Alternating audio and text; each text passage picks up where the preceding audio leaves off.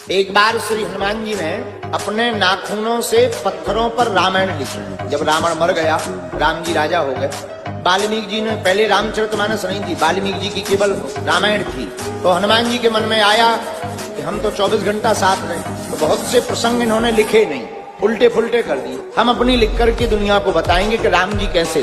तो हनुमान जी ने अपनी नाखूनों से पत्थरों की शिलाओं पर रामायण लिखी, हजारों पत्थरों, और लिख लिख करके वो सभी शिलाखंड वाल्मीकि जी के आश्रम में रखने लगे। क्योंकि भाई उस वक्त यही बहुत अच्छा पब्लिकेशन था, बुक स्टॉल इन्हीं की बढ़िया थी। तो वाल्मीकि जी बोले ये क्या है? हनुमान जी बोले ये रामायण है, आपने कुछ कुछ छोड़ दिया, हमने लिख दिया, अब ये हमारी रामायण है, हमने लिखी।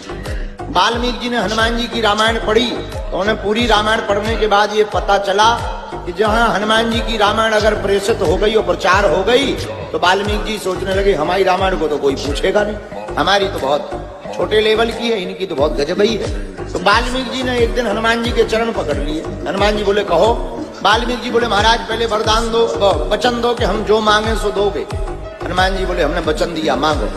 वाल्मीकि जी बोले सरकार जो ये आपकी राम कथा है इसे समुद्र में डुबा दो, ताकि हमारी ही एक अकेली पुस्तक जिंदा बची रहे, सो हम जिंदाबाद बने रहेंगे, कोई कंपटीशन में खड़ा नहीं होगा। अब हनुमान जी वचन दे चुके थे, वचन के पक्के, प्राण जाए पर वचन न जाई। हनुमान जी बोले हम देखो डुबा तो देंगे, कोई बात नहीं। हनुमान जी ने बुरे मन से, मन तो नहीं था, लिखी बड़ी भाव चाव से थे, बड़े गिरे हुए मन से पूरी समुद्र में रामायण की शिलाखंड को डुबा दिया। लेकिन जैसे ही डुबाकर बाहर आए तो हनुमान जी ने श्राप दे दिया वाल्मीकि जी को, तुमने कलयुग के मनुष्यों जैसी हमारी रामायण से ईर्षा की, जाओ हम तुम्हें एक श्राप देते हैं, जो रामायण हमने लिखी थी यही रामायण लिखने के लिए तुम्हें कलयुग में पुनः जन्म लेना पड़ेगा। तो हमारी ही रामायण को लिखोगे, वही वाल्मीकि जी कलयुग में तुलसीदास बनकर के प्रकट है। और उन्हें भूल का एहसास हुआ, भूल हो गई।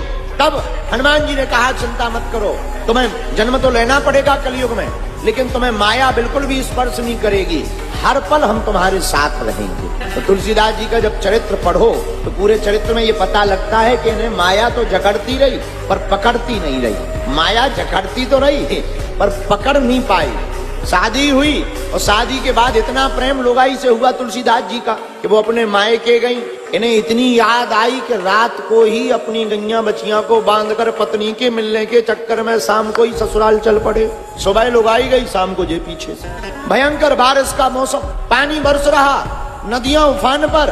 तुलसीदास जी ने देखा नदी भयंकर आई हुई है, जाना असंभव है, पर मन बोला लोगाई से मिलना जरूरी है। देखो माया कितनी बलवान।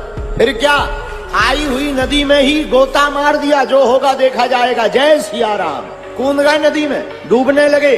भगवान की माया। एक बहता हुआ मुर्दा जा रहा था, लकड़ी समझ करके तुलसीदास जी बैठे हैं मुर्दे पे। लकड़ी है, मुर्दे पर बैठे। भयंकर पीप, फूला हुआ मुर्दा पानी में, शरीर पानी में डाला जाए तो फूल जाता है।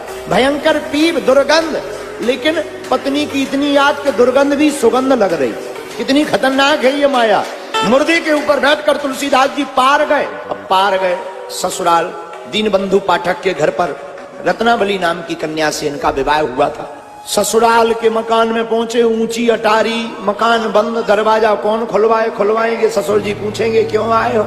सुबह ही तो बेटी आई, शाम को तुम लेने आ गए, लड़ाई और हो जाएगी, तलाक हो जाएगा। अब पत्नी से मिलना है। पत्नी ने बता रखा था कि हम अपने घर में छत वाले ऊपर वाली अटारी के कमरे में रहते हैं। इन्हें ध्यान तो था ही, अब चढ़े कैसे ऊपर, रस्सी है नहीं है, ऊंचाई लंबी है। पृथ्वी पर खड़े होकर के देख रहे तुलसीदास, लंबे लंबे काले नांग लटकते हुए समझ गए कि पत्नी को पता चल गया हम आ गए, सो रस्सी अब फेंक दी, सांप को ही पकड़ के चढ़ गए। देखो पत्नी को जगाया। पत्नी बोली महाराज इतनी रात को अंधेरे में क्या कर रहे हैं? पति बोला आपकी बहुत याद आई, याद के बिना हम रह नहीं पाए, आ गए। पत्नी को बड़ा पछतावा हुआ। आए कैसे?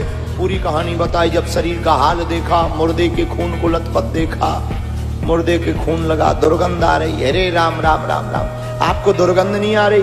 तो तुलसीदास जी बोले हमें तो तुम्हारी याद की सुगंध आ रही। पत्नी बोली ऊपर कैसे चढ़े? अरे तुमने रस्सी लटका रखी थी। पत्नी बोली हम और रस्सी, वो भी तुम्हारे लिए।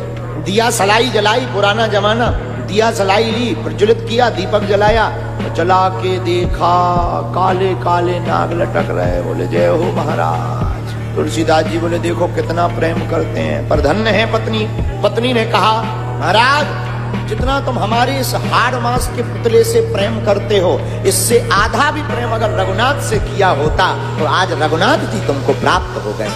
जाने लगे। पत्नी बोली कहाँ जा रहे? अब बोले अब काम हो गया, तुम अपना जीवन देखो, अब हम चल रहे हैं, अब लौट करके फिर कभी प्रभु कृपा करेंगे तो जय जय होगी। हमें आशीर्वाद दो कि हम अब जहां जा रहे अब सही जगह जा रहे हैं, अब हम जहां जा रहे सही जगह जा रहे। पत्नी बोली कहाँ जा रहे? बोले जहां जाने के बाद व्यक्ति लौट के नहीं आता। जहां कहाँ जा रहे?